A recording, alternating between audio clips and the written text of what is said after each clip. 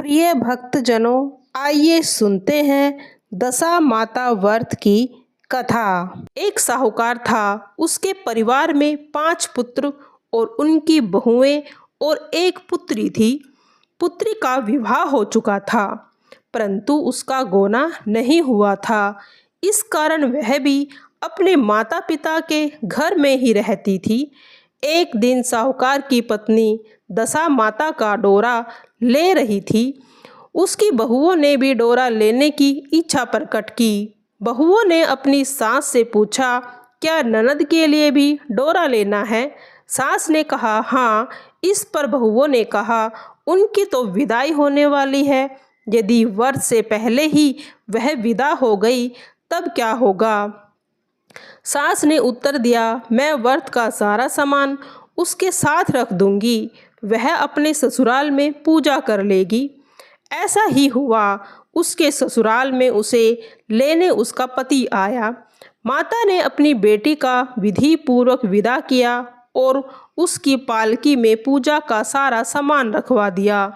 लड़की जब अपने ससुराल पहुंची तो उसे घर के आंगन में गलीचे में बैठाकर बिछाया गया। आस पड़ोस की महिलाएं नई बहू को देखने आई। सब उसकी सुंदरता और गहने कपड़ों की प्रशंसा करने लगी। तभी किसी की दृष्टि उसके गले में बंधे डोरे पर पड़ गई। वह बोली, बहू की माँ बड़ी टोटकी वाली है। उसकी यह बात सुनकर सबकी दृष्टि उस गले में पड़े डोरे पर गई। सभी स्त्रियों ने डोरे के विषय में अपनी अपनी राय प्रकट करने लगी। शाम को सास, ननद, देवरानी, जेठानी और घर की अन्य स्त्रियां भी उस डोरे के बारे में चर्चा करने लगी। सब उस डोरे की निंदा कर रही थी। सुबह से लेकर शाम तक डोरे के बारे में ताने सुनते सुनते बहू मानसिक रूप से परेशान हो गई। उसने झुंझुलाहट से उस डोरे को गले से उतारकर जलती हुई आग में डाल दिया। डोरे के जलते ही सारे घर में आग लग गई। घर में सारा जो धन था जलकर राख हो गया। घर के सभी सदस्य अपने अपने प्राण बचाकर भागने लगे। अब घर में केवल नई बहू और उसका पति ही रह गया। बाकी सभी लोग जा चुके थे। घर का सारा सामान जल गया। अब घर में न तो खाने के लिए अन्न बचा, न पहनने के लिए वस्त्र। इसीलिए दोनों पति पत्नी गांव छोड़कर रोजगार की तलाश में निकल पड़े। चलते चलते वे उसी गांव में पहुंचे जहां की वह लड़की मूल रूप से रहने वाली थी। लड़की ने अपने पति से कहा, आप यहाँ किसी के यहाँ भाड़ झोंकने का काम कर ले और मैं यहाँ कोई काम ढूंढ लेती हूँ। पत्नी का कहना मानकर वह भाड़ झोंकने का काम करने लगा और स्वयं एक कुएं पर जाकर बैठ गई। उस कुएं पर गांव की कई स्त्रियां पानी भरने आई थी। उस लड़की की भाभियां भी उसी कुएं पर पानी भरने आई, परंतु उन्होंने अपनी ननद को नहीं पहचाना। वे उससे बोली, तुम तो किसी अच्छे घर की लड़की प्रतीत होती हो। यदि कुछ काम करना चाहती हो तो बताओ। लड़की ने उत्तर दिया, काम तो मैं कर लूँगी, परंतु कोई छोटा या हीन काम नहीं करूँगी। इस पर बड़ी भाभी बोली, हमारी ननद अपनी ससुराल चली गई। तुम हमारे बच्चों की देखभाल करती रहना और हमेशा घर से सीधा लेकर अपना भोजन स्वयं बना लिया करना। लड़की इस काम के लिए राजी हो गई। लड़की की भाभियां अपने घर आई और अपनी सास से बोली, कुएं पर एक अनाथ लड़की बैठी है। सासू जी, वह हमारे घर में रहने और बच्चे की देखभाल करने के लिए तैयार है। यदि आप अनुमति दें तो हम उसे काम पर रख ले। सास ने कहा, खुशी से रख लो, परंतु आपस में कोई कलह मत करना। सभी बहुएं सहमत हो गई। वे वापस कुएं पर गई और उसे अपने साथ ले आई। अब वह अपने भतीजे भतीजियों की देखभाल करने लगी। इस प्रकार अपना जीवन निर्वाह करने लगी। एक दिन दशा माता का डोरा लेने का पावन अवसर आया। सास के कहने पर सभी बहुओं ने डोरा लिया। बहुओं ने सास से पूछा, माँ जी, क्या इस लड़की के लिए भी डोरा लेना है? सास ने उत्तर दिया, हाँ। बहुओं ने तर्क दिया, इसी प्रकार आपने ननद के लिए भी डोरा दिया था, परंतु पूजा से पहले ही उनकी विदाई हो गई। अब आप इस लड़की को भी डोरा दिलाना चाहती है। यदि यह भी पूजा से पहले ही कहीं चली गई तो क्या होगा? सास ने समझाया, तुम्हारी ननद ने अपने घर जाकर पूजा कर ली होगी। यह लड़की पूजा संपन्न होने तक इसी घर में रहेगी तो स्वतः ही पूजा में शामिल हो जाएगी, और यदि यह चली भी गई तो वहां जाकर पूजा कर लेगी। सर्वसम्मति से उस लड़की ने दशा माता का डोरा ले लिया। 9 दिनों तक वह दशा माता की कथा और पूजा व्रत में सम्मिलित होती रही। 10वें दिन लड़की की माता और भाभियों ने सिर से स्नान किया और घर में चौका लगाया।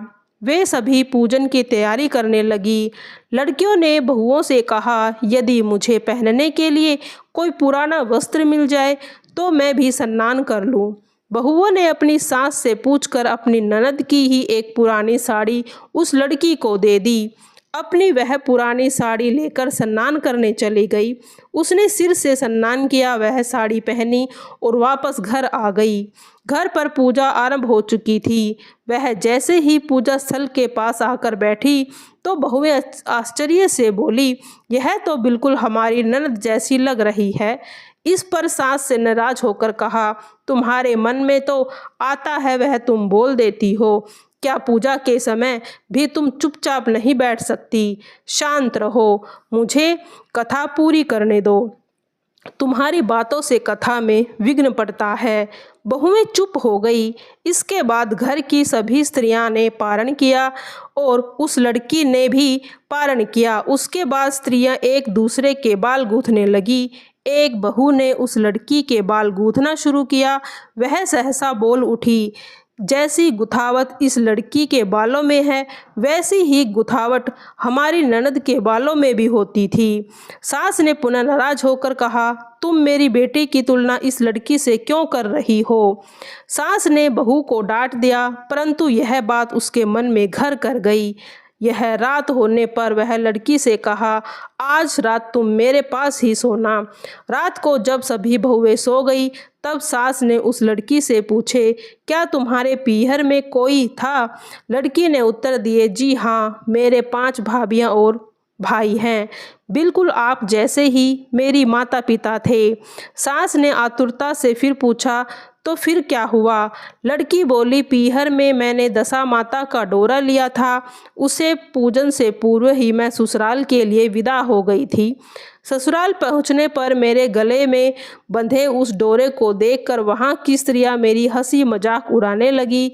इससे नाराज होकर मैंने उस डोरे को उतारकर आग में डाल दिया, परंतु उस डोरे के जलने से ही घर का सारा सामान जलकर राख हो गया।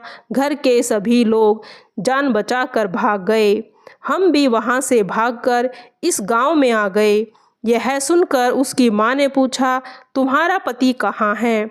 लड़की ने रूंधे गले से कहा, वे यहाँ एक भड़बूजे के पास भांड झोंकने का काम करते हैं।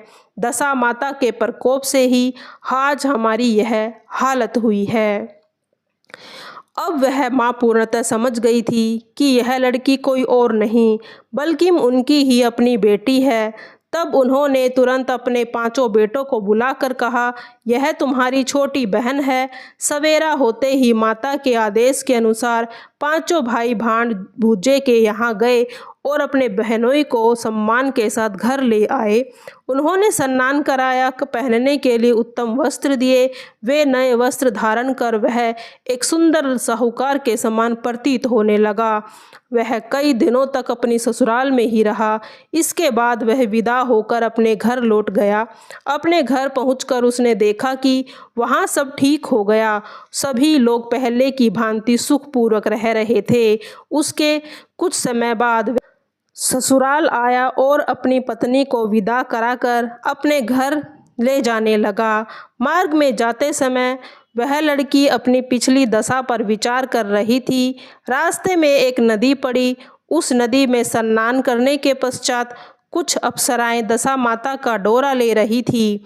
उनके पास एक डोरा शेष बच गया था।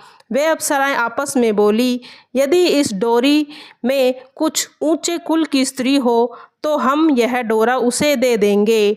उन्होंने डोली के पास समीप जाकर पूछा, यह शेष डोरा उस लड़की को सप्रेम दे दिया। जब वह लड़की अपने ससुराल पहुंची तो उसकी सास ने उसकी आरती का थाल सजाया, ननद ने कलश लिए और देवरानी जेठानी ने अन्य मांगलिक वस्तुएं लिए उसका भव्य स्वागत के लिए खड़ी थी। सभी नेक दस्तूर पूर्ण हो जाने के बाद लड़की को सम्मान के साथ आसन पर बैठाया गया।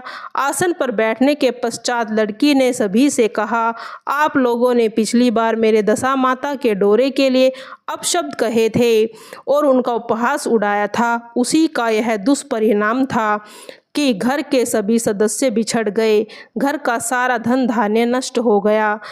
बहुत कष्ट उठाने के बाद अब जाकर हमारे अच्छे दिन वापस आए हैं। अतः आप में से कोई भी दशा माता के डोरे की निंदा करने की भूल कभी ना करना। जब मेरा व्रत हो तो मिलकर सब श्रद्धापूर्वक उसकी पूजा करेंगे। सभी ने प्रसन्नता पूर्वक उसकी यह बात मान ली और 9 दिनों तक यह व्रत चलता रहा।